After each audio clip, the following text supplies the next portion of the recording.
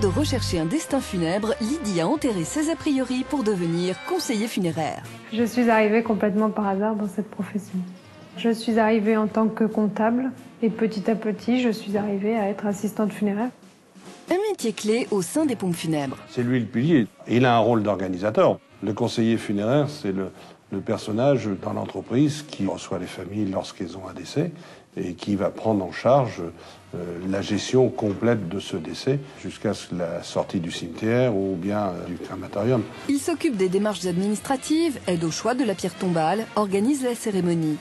Bref, il met tout en œuvre pour soulager l'entourage du défunt. Malheureusement, les clichés ont la peau dure. On oublie beaucoup le côté humain de notre métier. On pense plus au transport de corps, plus qu'à la psychologie qu'on apporte aux gens. Les gens se confient énormément à nous. Oui, bonjour, monsieur l'abbé Pollard. Je vous appelais pour savoir s'il était possible de faire un service de funérailles jeudi à l'église de Blairville. On essaye de leur rendre le plus de services possible, de façon à ce qu'ils soient le plus sereins possible. On est bien loin de l'image caricaturale du croque-mort. On s'occupe beaucoup plus des vivants que des personnes qui sont décédées, car ce sont les vivants qui ont besoin d'aide. En résumé, impossible de faire ce métier sans quelques qualités humaines. Le conseiller funéraire se doit dans toutes ses démarches d'être avenant, cordial avec la famille. Son rôle, ce n'est pas de prendre, comme on dit, entre guillemets, une tête d'enterrement. Il est là pour aider la famille, la conseiller, la soutenir.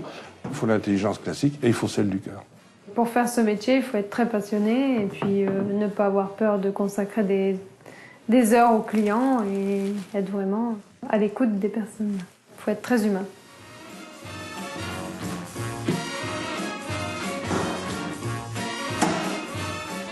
La mort est un sujet très tabou. Ça fait peur aux gens. Forcément, comme ils ont peur de la mort, ils ont aussi peur des pompes funèbres.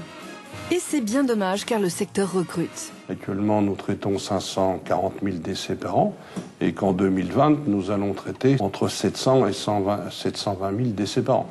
La profession va exploser. On a un potentiel de création de 1300 à 1500 entreprises dans les années à venir. Reste peut-être à avoir le bon profil. C'est ouvert à tout le monde. Tout un chacun peut être conseiller funéraire. Et pourquoi pas un jour devenir chef d'entreprise, n'est-ce pas Lydie? Je viens de reprendre la relève de l'entreprise. J'ai eu une évolution en 5 ans. Je suis passée de comptable à assistante funéraire et à gérante d'entreprise. Et Lydie ne vous met pas en boîte, tout est vrai. À vous maintenant de creuser dans cette voie.